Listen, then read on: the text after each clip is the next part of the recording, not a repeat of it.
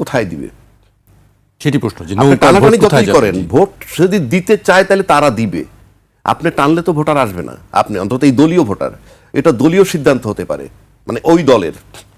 এখন জামাত আর বিএনপি মাঠে, আওয়ামী লীগের ভোট যদি আমি কল্পনা করি বিএনপিতে আসবে, তাহলে বিএনপির জন্য সোনায় সোহাগা।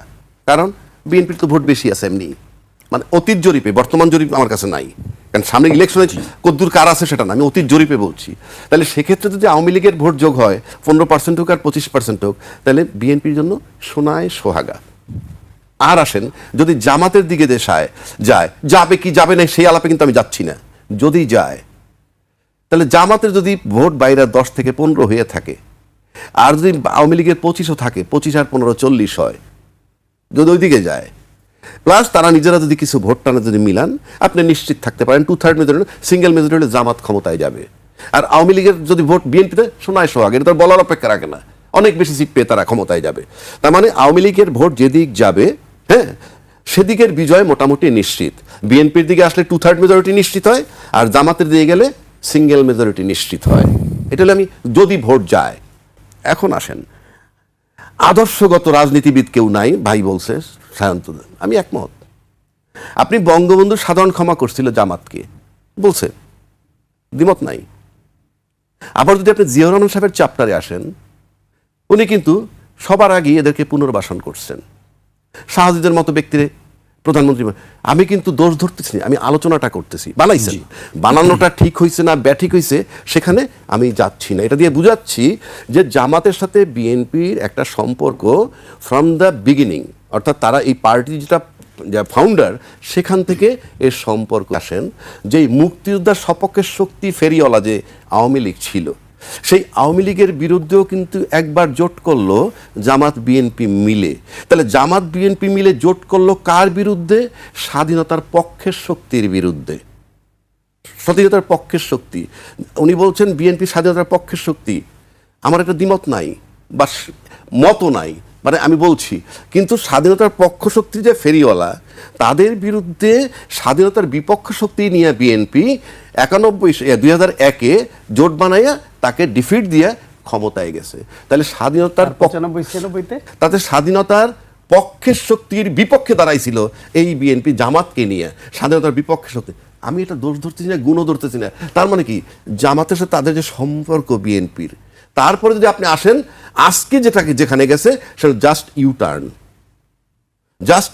আপনি আপনার লাইফে চিন্তা করবেন যে আপনার ফ্যামিলি লাইফ আছে, আপনার সামাজিক লাইফ আছে, আপনার অফিস জীবন আছে, আপনার ইটিভি জীবন আছে, আপনার লাইফ স্টাইল একরকম দেখতে দেখতে আচরণ, চট করে যদি আপনি ইউটার্ন নেন, তাতে আপনি গেইন করেন কি? That is important.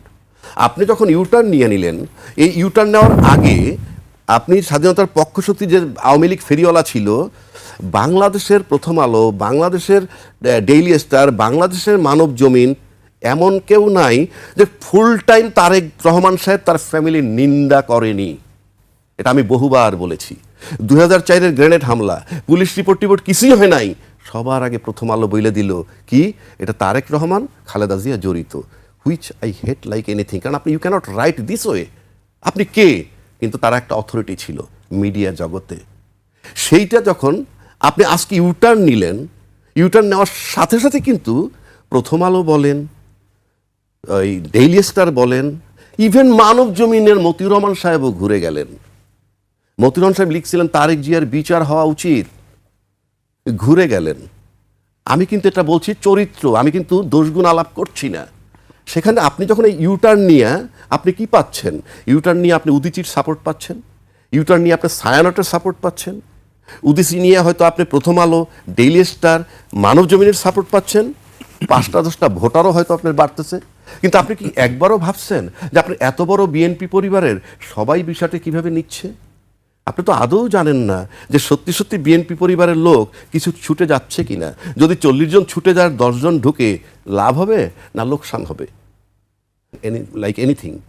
তো সেখানে জিয়া সাহেব বলেন, খালেদা জিয়া বলেন, সেখান থেকেই যে আপনার আজকে ইউটার্নটা বিএনপি পরিবার কিভাবে নিচ্ছে, আদৌ কি জরিপ করেছেন? আমরা জরিপ করেছি। এখন বলবেন আপনি বিএনপি করেন না। ওনার যেমন আওয়ামী লীগের 2টা বন্ধু থাকতে পারে, জামাতের 2টা বন্ধু থাকতে পারে, আমারও তো থাকতে পারে। তারা কি বলে? সেখান থেকে বলছি যে আপনি তো এই সাপোর্টগুলো পাচ্ছেন, আপনি চিন্তা করছেন একটা রিভার্স হয়ে গেছে, তার দলীয় স্ট্যান্ডও রিভার্স ইউটার্ন, আর প্রথম আলো এই যে মিডিয়াটা বললাম ইউটার্ন হয়ে গেছে।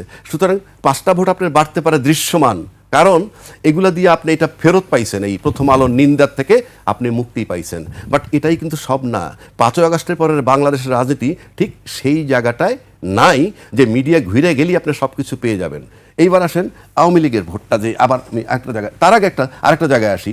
এই গণভোটের একটা কথা আছে এখানে মাঝখানে, বলছে ভাই আওয়ামী লীগ গণভোটে না দিবে, হু কেয়ার্স।